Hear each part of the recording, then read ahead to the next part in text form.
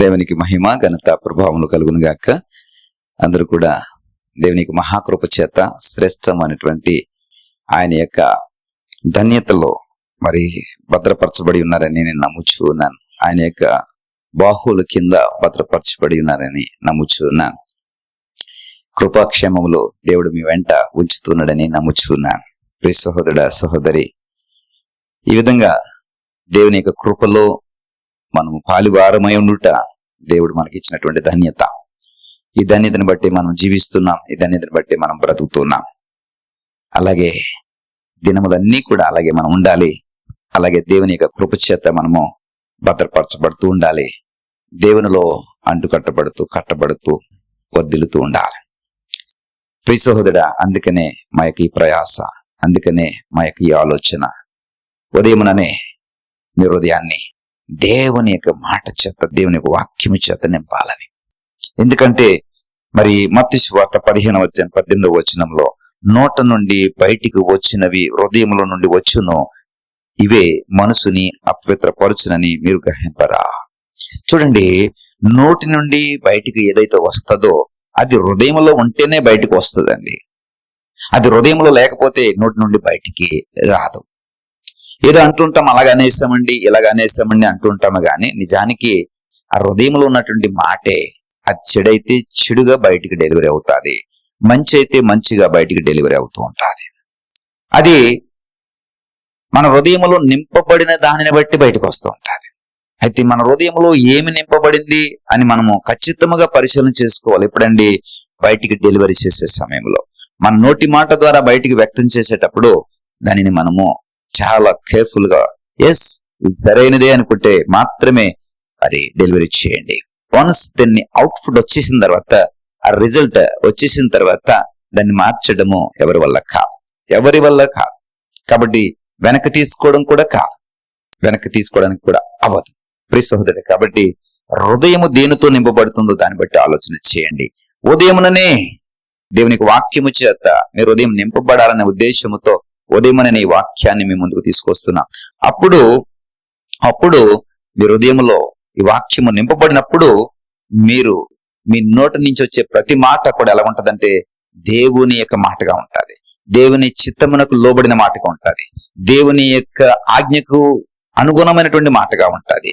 మీరు మాట్లాడే మాటల్లో ప్రేమ వ్యక్తం అవుతుంది, మీరు మాట్లాడే మాటల్లో మరి ఒక దిశా నిర్దేశం ఉంటది, మీరు మాట్లాడే మాటల్లో సత్యం ఉంటది, మీరు మాట్లాడే మాటలో అసూయ ఉండదు, మీరు మాట్లాడే మాటలో ఏ విధమైనటువంటి ద్వేషం ఉండదు, మీరు మాట్లాడే మాటలో ఏ విధమైనటువంటి నిష్ప్రయోజనమైనటువంటి వ్యర్థమైనటువంటివి ఉండవు. ఎప్పుడండి? దేవుని యొక్క ఆత్మచేత మీ హృదయము నింపబడినప్పుడు. ప్రియ సహోదరుడా, పేతురు వారి మాట చెప్తూ ఉన్నారు. మనము ఇది గ్రహించలేక అవివేకుల వలె ఉంటూ ఉంటాం. ఇది గ్రహించలేక మనము ఇంకనూ అవివేకపు స్వభావాన్ని ప్రదర్శిస్తుంటాం. అందుకనే పేతురు వారు అంటారు, మీరు కూడా వారి వలె అవివేకులుగా ఉన్నారా అని శిష్యులతో అంటున్నాడు. ఆయన వెంబడిస్తున్న వారితో అంటున్నాడు. ప్రియ సహోదరుడా, సహోదరి, ఈ మాట చెప్పడానికి మనం గమనించినట్లయితే ఈ ఉదయముననే ఈ వాక్యాన్ని మీ ముందుకు తీసుకొస్తాకి గల కారణము, మీ హృదయాలు దేవుని వాక్యం చేత నింపబడాలి. ఎందుకంటే మేము సరైనటువంటి త్రోవను మీకు చూపించాలి, సరైనటువంటి మార్గాన్ని మీకు చూపించాలి, సరైనటువంటి రోజును మీ కొరకు మేము చూపించగలగాలి. ఎప్పుడు చూపించగలుగుతామండి? మరి 14 రాయబడింది, గుడ్డివారండి గ్రుడ్డి వారికి త్రోవ చూపువారు. వారు ఎలాంటి వారంటే గుడ్డివారండి గుడ్డి వారికి త్రోవ చూపువారట. గుడ్డివాడు గుడ్డివానికి త్రోవ చూపుని ఎడల వారిద్దరూ గుంటల్లో పడుదురు కదా. కాబట్టి మనకు త్రోవ చూపించేవాడు ఎప్పుడు కూడా గుడ్డివాడై ఉండకూడదు, లేదా మనము గుడ్డివారమై ఉండకూడదు. కాబట్టి గమనించండి, మనకు కళ్ళు కనబడితే కనీసం మనము గుడ్డివాడికి త్రోవ చూపించగలుగుతాం. లేదు మనము గుడ్డివారం అయితే కళ్ళు కనబడే వాడిని మనం వెంబడిస్తే కనీసం వాడైనా మనకి త్రోవ చూపిస్తాడు. అయితే మనం ఏ స్థితిలో ఉన్నామో, ఆత్మీయ అంధత్వంలో ఉన్నామా, వాక్యపు అంధత్వంలో ఉన్నామా, దేవుని యొక్క ఆత్మీయ స్థితిని కలిగి ఉన్నామని చెప్పుకొనొచ్చు ఇంకా గుడ్డివారిగా బ్రతుకుతున్నామా? అయితే ఒకసారి పరిశీలన చేసుకోండి, ఉదయకాలం పరిశీలన చేసుకోండి. నేనైతే మరి కన్నులు కలిగి చూడగలుగుతూ వాక్యమును ఎరిగిన వాడనై వాక్యమును అందించటానికి దేవుని చేత ప్రతిష్ఠింపబడిన వాడినై దర్శనం చేత మరి గుడ్డి వారిగా ఉన్న వారికి, అంధత్వములు ఉన్న వారికి, మరి ఆ చీకటి స్థితిలో ఉన్న వారికి దారి చూపించటం కొరకే ఈ వాక్యాన్ని మేము ముందుకు తీసుకుని వస్తున్నాను. కాబట్టి ఆ అంధత్వపు స్థితిని విడిచిపెట్టి దారి చూపిస్తున్నటువంటి ఈ వాక్యమును మీరు వెంబడించాలని మా ప్రయాస. ఈ మేల్కొల్పు ప్రార్థన ద్వారా మాకున్నటువంటి ప్రయాస ఏమిటంటే ఈ వాక్యమును మీరు వెంబడించాలని. ఇప్పుడు నేను గుడ్డివాడిని, మీరు గుడ్డివాడిని అయితే ప్రియ సహోదర సహోదరి, అది ఇద్దరికి కూడా ప్రయోజనం కాదు. ఇద్దరు వెళ్ళి గుంట్లోనే పడతారు. అయితే నీకు దారి చూపించేవాడు ఎవడో ఒకసారి చూడండి. మీరు ఎవరి మాటల ద్వారా, ఎవరి యొక్క మాటలకు బట్టి మీరు మీ త్రోవలను ఏర్పరచుకుంటున్నారు, మీ విధానాలను ఏర్పరచుకుంటున్నారు, మీ యొక్క సరైనటువంటి స్థితిని కలిగి ఉంటున్నారో లేదో ఒకసారి ఆలోచన చేయండి. దేవుని యొక్క మాటల ద్వారా మీ మార్గాన్ని మీరు ఏర్పరచుకుంటే అది చాలా మంచిది. అలా కాకుండా అంధత్వము కలిగిన వారితో, వారు ఆల్రెడీ అందులు, వారు నిజముగానే గుడ్డివారు, వారితో కలిసి మనం అడుగులు వేస్తూ మన యొక్క గుడ్డితనాన్ని కూడా మనము మరి ఇంకా అంధత్వంలోకి నడిపించుకుంటే ప్రియ సహోదరుడా, మనం అందరము గుంటలో పడవలసిన వారమే. కాబట్టి నీ హృదయము దేంతో నింపబడుతుందో దానిని బట్టే నీ నోటి మాట ఉంటుంది. నీ హృదయము దేవునికి ఆత్మచేత నింపబడితే దేవుని యొక్క వెలుగును చూడడానికి నీ హృదయం నిన్ను ప్రేరేపిస్తుంది. నీవు దేవుని ఆత్మచేత నింపబడితే దేవుని యొక్క త్రోవలోనికి నడవడానికి నీ హృదయం నిన్ను ప్రేరేపిస్తుంది.